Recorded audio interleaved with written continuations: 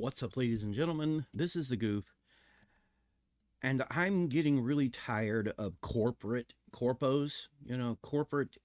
idiots coming into industries like the video game industry and thinking that they know what the problem is and having no clue and having the wrong idea, which ends up making the industry just, dreadful.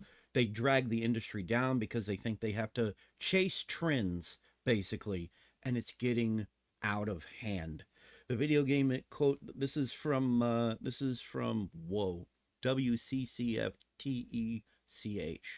So WCCFT or FTech. Okay, weird name. Okay, the video games industry is facing a quote fundamental realignment, having moved from a quote content past to a quote social network of games present, says former Square Enix director of business. I'm going to tell you right now, I've already read through this, and I don't agree with this dipshit at all, and he is a dipshit. But let's continue. The video games industry is facing a fundamental realignment, having actively moved on from the quote content past to a network present that has deeply changed the forces that kept the whole industry together, according to Square Enix former director of business. In a lengthy thread posted on X, Jacob Navik, who, as director of business, worked closely with Square Enix's CEO in the past, offered a very interesting in-depth analysis of the current state of video games industry, highlighting the now mature shift from a content phase to a network phase and how this could evolve further in the future. For years, the vast majority of bigger publishers like Square Enix focused on producing content, which was the focus of the business. In 2004, however, something started to change. As former Square Enix CEO Yoichi Wada began writing about the network in his annual letters to shareholders, highlighting how that was the future rather than content. Many believed he was referring to MMOs, but as time passed, it became clear he was referring to what is dominating the video game industry: the quote social networks of games, or rather platforms via which players access games. And when I tell you what he's talking about, you're going to roll your eyes. They're so out of touch, these guys. But let's keep going. Uh, for a long time, the industry was defined by scarcity of content. Players would complete a game and move on to the next. And this held true even as the industry started moving towards richer mediums and MMOs. Creating good content and marketing the content appropriately would lead to profitable income. This is why release dates were set in the fall towards the holiday season, generally avoiding launching on the same date as other big hitters. A portion of the industry still works this way, but it is crumbling. Speaking about the Final Fantasy series, the former Square Enix employee highlights that the problem isn't increasing costs, but the inability to generate the revenue needed. The audience expected to play the game did not come, and were not willing to pay to spend their time. What players, especially the younger generation, are willing to spend their time on nowadays are platform titles like Roblox and Fortnite. I'm thinking he also means Minecraft. I think that's the other thing that they're talking about. And a few other dominant forever games which are acting closer to platforms. Add in a social network like TikTok, which scratches the same itches of casual games, and it's evident how players have less and less time to spend on traditional games, which continue to function as content and no longer enjoy the success of the past. Even in the network era of the video games industry, however, not every forever game that also acts as a platform can succeed, as few games can achieve the same level of success as Fortnite, a situation that mirrors social networks well, as only TikTok has grown to a prominence that can rival Facebook and Instagram. Now let me look back real quick and let me talk about something right now. Um uh Content no longer is okay, so they've got this wrong. What players, especially the younger generation, are willing to spend their time on nowadays are platforms like Roblox.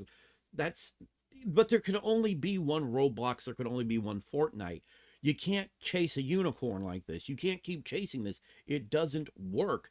The industry, and you can't sit here and try. They're so busy trying to make these huge gains instead of spending less and making whatever profit that they can make.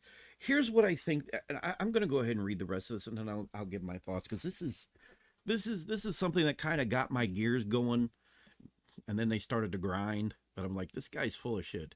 This doesn't mean the video games are going away. Jacob Navak continues, but it's a clear indication of how the video games industry has to change in its fight for time against social networks and platform forever games. Here's the problem with quote unquote forever games: they're not forever. Nothing is forever. They can be gone tomorrow. People will move on to the next thing. That's just how it is. This is the problem Microsoft is facing today, and a situation that has changed a lot since the acquisition of Activision Blizzard and greenlighting the games that were canceled last week, like the Perfect Dark reboot. Concord is a clear example of an industry that has radically changed in the past few years, as a $400 million investment and 8 years of work with zero revenue generated would have never happened in the past, alongside some of the June 2025 happenings, which the former Square Enix director of business thinks to have been a critical month for the industry. Nearly $1 billion has been invested by the video games industry in games like Mind's Eye, Splitgate 2, Marathon, and FBC Firebreak. And none of the launches and betas have gone as planned. Promises have been made to fix the games, but it's unlikely the market can sustain all of them. One may argue that cutting costs could improve the situation, but that doesn't address the real issue: the lack of players. See, they don't realize where the players are, and I'll get to that as soon as I'm done reading the whole thing, but I'm going to read this whole thing as quickly as I can. With the traditional games industry facing these challenges, Microsoft's recent actions are better explained. AI is a one-in-a-generation change in the entire digital order, and a dollar spent on AI may net back 100 times as much, while a dollar invested in Xbox would either get burned or earn too little. With the market being what it is today, the decision to cancel games like the Perfect Dark reboot makes total sense, as it was very unlikely these would have take the players away from dominating games. This is something that Sony is also facing to an extent, as Roblox UEFN will continue to stay and represent the future of the video games industry. Jacob Navak makes the example of Death Stranding 2 on the beach, which barely sold more than Clair Obscur. Expedition 33 did in just 3 days. As things stand, a dollar spent on a game like this is better spent on trying to make a Fortnite, which is what Sony... No, see, it's not, though, because there could only be one fucking Fortnite. You're all chasing this stupid bullshit. Stop chasing the bullshit. I was going to avoid cursing, but there's no way to avoid getting worked up over this crap. It's ridiculous, which is what Sony will keep trying to. The Japanese company needs a forever platform, or it will still be a company in the content business during the network business era. Nintendo may manage to continue being a content business company, but Sony may not. AI is also going to play a prominent role in this new era of the video games industry, empowering Roblox-like experiences that will give players the ability to create interactive worlds in 5 to 10 years. In this sense, Take-Two, which has shown no concern for the cost required to make Grand Theft Auto 6, seeing it as a function to achieve a dominant position in the current landscape. Epic and Roblox will compete with OpenAI, XAI, and so on, as big tech companies are already making interactive world models that will compete with games. Quote, games, AI, and tech are really part of the same network effect.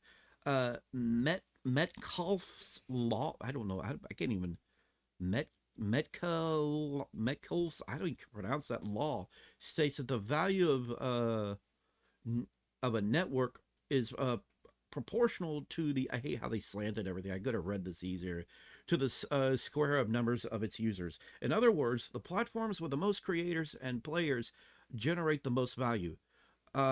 The former Square Enix director of business concluded, highlighting how Wada-san's observation on network transforming the games industry was ultimately about the network of players. Although this isn't the first time we have heard from people who work or worked in the video games industry how one of the current challenges is to convince players to spend time on new games.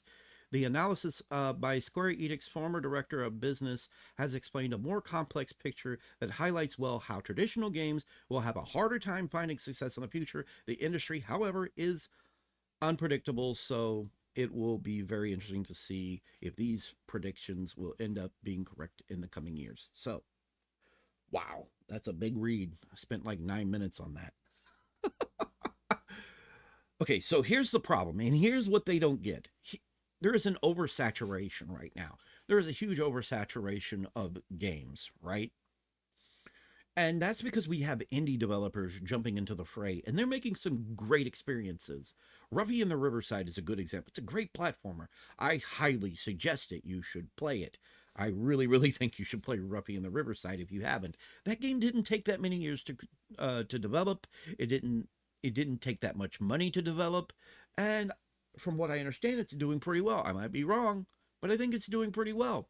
Here's where they're not understanding when it comes to games like Concord and all this other crap, when it comes to games that are being canceled, we have a situation similar to Hightail. There are too many chefs in the kitchen. Way too many chefs in the kitchen. That's part of the problem.